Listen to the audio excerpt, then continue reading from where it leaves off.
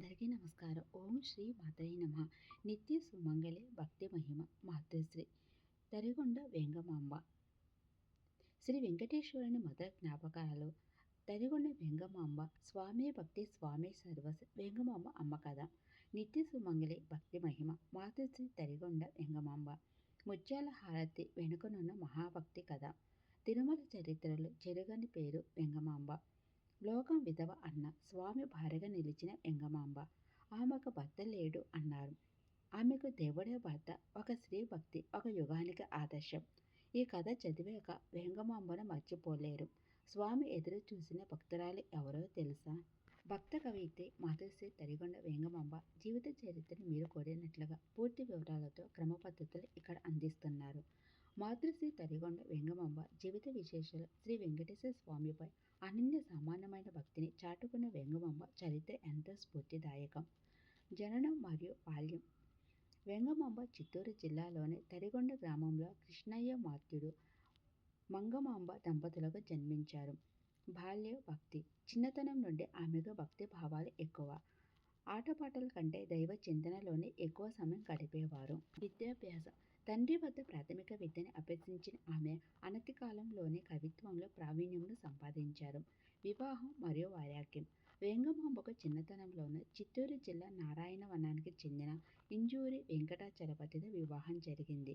దురదృష్టవశాత్తు వివాహం జరిగిన కొద్ది కాలానికి ఆమె భర్త మరణించారు. సాంఘిక విప్లవం. ఆ కాలంలో విధవలు అనుసరించాల్సిన కఠిన నియమాలను తలనీలాలు తీయడం వంటివి అవి నిరాకరించారు. నేను వెంకటేశ్వర స్వామిని నా భర్తగా భావిస్తున్నాను. నేను నిత్య సుమంగళి అని ప్రకటించి అందరినీ ఆశ్చర్యపరిచారు. ఆధ్యాత్మిక ప్రస్థానం. తరిగొండలోని నరసింహస్వామి ఆలయంలో ఆమె తపస్సు చేసేవారు. అక్కడి గుహలో ధ్యానం చేస్తూ యోగ విద్యను అభ్యసించారు. గురువు సుబ్రహ్మణ్య దేశికులు ఆమెకు తారక మంత్రోపదేశం చేశారు. తరిగొండలో ఆమెకు ఎదురైన కొన్ని ఇబ్బందుల వల్ల స్వామి ఆజ్ఞ మేరకు ఆమె తిరుమలకు చేరుకున్నారు. తిరుమలలో వెంగమాంబ. ముత్యాల హారతి. తిరుమలలో ఆమె ఒక తోటని పెంచి ఆ పూలతో స్వామికి మాలలు కట్టేవారు. ప్రతిరోజు రాత్రి ఏకాంత సేవ సమయంలో స్వామికి వెండి పళ్ళెంలో ముత్యాలు ఉంచి హారతి ఇచ్చేవారు. దీనిని ఇప్పటికీ తరిగొండ హారతి అని పిలుస్తారు. నేటికి తిరుమలలో ఏకాంత సేవ ముగిసిన తరువాత వెంగమాంబ వంశీయులు మొదటి హారతిని ఇస్తారు. సాహిత్య సేవ.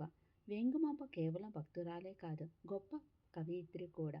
ఆమె రచించిన కొన్ని ముఖ్యమైన గ్రంథాలు తరిగొండ నృసింహ శతకం, వెంకటాచల మహత్యం, ద్విపద భాగవతం, వాసిష్ఠ రామాయణము, రాజయోగ సారము, నందనందన చరిత్ర. అన్నప్రసాద వితరణ. వెంగమాంబ తిరుమలలో భక్తుల ఆకలి తీర్చడానికి అన్నదానం చేసేవారు. అందుకే తిరుమల తిరుపతి దేవస్థానం వారు నిర్మించిన భారీ అన్నదాన భవనానికి ఆమె గౌరవార్థం మాతృశ్రీ తరిగొండ వెంగమాంబ అన్నప్రసాద భవన్ అని పేరు పెట్టారు. ముగింపు. 1817వ సంవత్సరంలో వెంగమాంబ తుంబూరు తీర్థ సమీపంలో సజీవ సమాధి చెందారు. భక్తి, కవిత్వం మరియు సామాజిక సంస్కరణల కలయికగా ఆమె జీవితం నిలిచిపోయింది. తరిగొండ వెంగమాంబ భక్తి సామాన్యమైనది కాదు. ఆమెది మధుర భక్తి మరియు అచంచలమైన యోగనిష్ట సమ్మేళనం. భగవంతుని పట్ల ఆమె అనుసరించిన భక్తి మార్గాలను ఈ క్రింది విధంగా వివరించవచ్చు. వెంగమాంబ భక్తి వైశిష్టం. నిత్య సుమంగళి భావం. వెంగమాంబ తన భర్త మరణించిన తరువాత కూడా గాజులు తీయడానికి, మంగళసూత్రాన్ని విడవడానికి నిరాకరించారు. ఆమె దృష్టిలో తన భర్త మాత్యుడు చనిపోయే మనిషి కాదు, సాక్షాత్ శ్రీ వెంకటేశ్వర స్వామి. ఆమె తనకు తాను స్వామివారి ప్రియురాలుగా, భార్యగా భావించి పూజించేవారు. అందుకే లోకం ఏమనుకున్నా సరే తాను ఎప్పటికీ నిత్య సుమంగళి అని ప్రకటించింది. ఆ వెంకటేశ్వరుడిగా తన జీవితాన్ని అంకితం చేశారు. యోగ మార్గం మరియు తపస్సు. ఆమె కేవలం పూజలు, భజనలతో ఆగిపోలేదు. రాజయోగాన్ని అభ్యసించారు. తరికొండలోని నృసింహ గుహలో ఆమె కఠినమైన తపస్సు చేసేవారు. వాయువును స్తంభింప చేయడం, ధ్యానం ద్వారా భగవంతుని అంతరంగంలో దర్శించేవారు. ఆమె తన రచనల్లో రాజయోగ సారాన్ని వివరించారు. అంటే ఆమె భక్తిలో జ్ఞానం మరియు యోగం కూడా మిళితమై ఉండేవి. కైంకర్య భక్తి. స్వామికి కేవలం ప్రార్థనలు చేయడమే కాకుండా తన చేతులతో సేవ చేయాలని తపించేవారు. తిరుమలలో ఆమె ఒక పూల తోటను పెంచి అందులోని పూలతో రోజు మాలలు కట్టి స్వామికి సమర్పించేవారు. ముత్యాల హారతి. ప్రతిరోజు రాత్రి స్వామికి ముత్యాలతో హారతి ఇచ్చేవారు. తన భక్తికి గుర్తుగా స్వామివారిపై ఆమె తరిగొండ హారతి అనే పద్ధతిని నెలకొల్పారు. ఆర్తి మరియు ఆత్మ నివేదన. ఆమె రాసిన కీర్తనల్లో స్వామిపై ఉండే అనురాగం, అప్పుడప్పుడు ఆయన తనని పట్టించుకోవడం లేదని ఆమె చేసే అలక స్పష్టంగా కనిపిస్తాయి. నన్ను కాపాడవా నా తరిగొండ నృసింహ అంటూ ఆమె చేసే ఆవేదనలో ఒక బిడ్డ తన తల్లిని పిలిచినటువంటి ఆర్తి ఉంటుంది. నిరాడంబరత మరియు సమానత్వం. భగవంతుడు అందరివాడని ఆమె నమ్మేవారు. కులమత విచక్షణ లేకుండా అందరికీ అన్నదానం చేయడం, అందరినీ స్వామి బిడ్డలుగా చూడడం ఆమె భక్తిలో భాగం. తన భక్తిని ప్రదర్శించుకోవడానికి ఆమె ఎప్పుడు ఇష్టపడలేదు. అంతా ఆ స్వామి చిత్తమని భావించేవారు.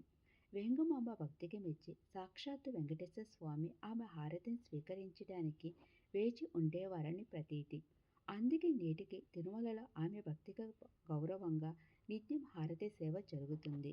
ఎర్రగొండ వెంగమాంబ జీవితంలో భగవంతుడు ఆమె భక్తికి మెచ్చి చేసిన అద్భుతాలు, ఆమె యోగశక్తితో ప్రదర్శించిన మహిమలు ఎన్నో ఉన్నాయి.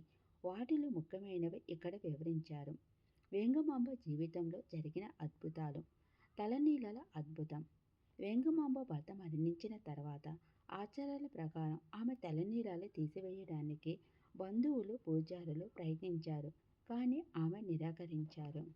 వారు బలవంతంగా ఆమె తలనీలాలు తీసివేసినప్పటికీ మరుసటి రోజు ఉదయానికల్లా ఆమె తలకు మళ్ళీ పొడవైన జుట్టు వచ్చేదట. ఇలా 3 సార్లు జరిగిన తరువాత ఆమె సామాన్య స్త్రీ కాదని, సాక్షాత్తు లక్ష్మి స్వరూపమని గ్రహించి అందరూ వదిలిపెట్టారు. నృసింహ స్వామి ప్రత్యక్షం.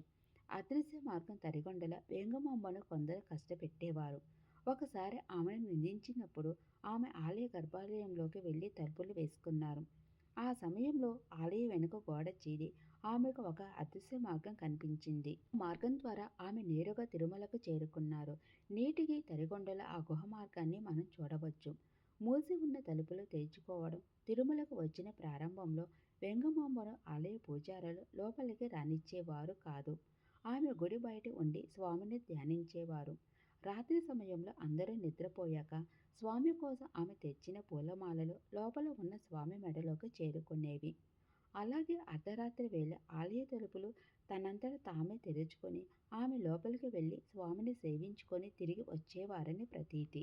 ముత్యాల హారతి. స్వామివారి నిరీక్షణ. ప్రతిరోజు రాత్రి ఏకాంత సేవ సమయంలో వెంగమాంబ హారతి ఇచ్చేవారు. ఒకసారి అర్చకులు ఆమెని ఆలయం నుండి వెలివేశారు.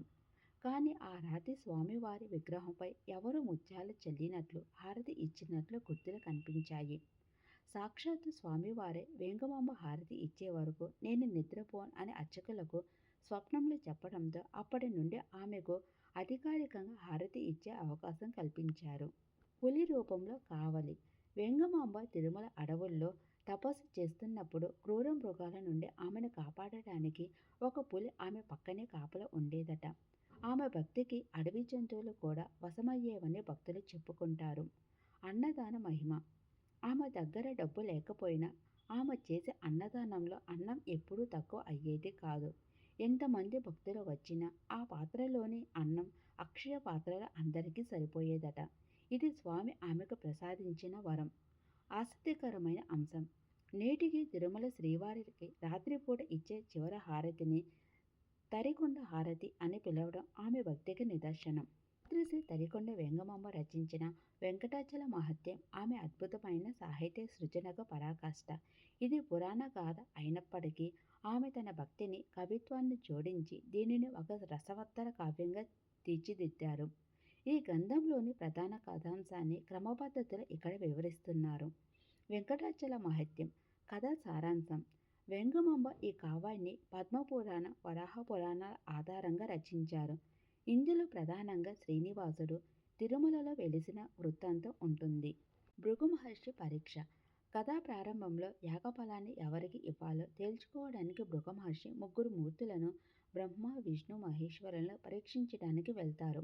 బ్రహ్మలోకం కైలాసంలో తనకు సరైన గౌరవం దక్కలేదని కోపగించుకున్న భృగువు చివరకు వైకుంఠానికి చేరుకుంటారు.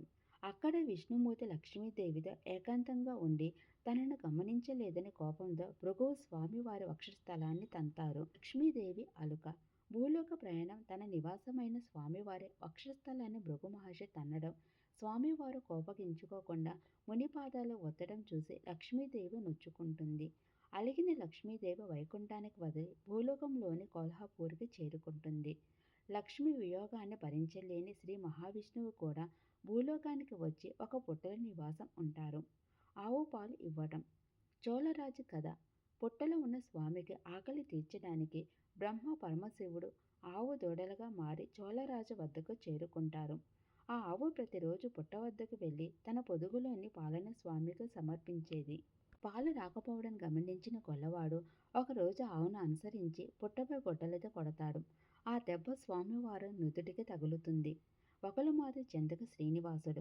గాయపడిన స్వామివారు అక్కడి నుండి బయలుదేరి వకులాదేవి పూర్వజన్మల యశోద ఆశ్రమానికి చేరుకుంటారు.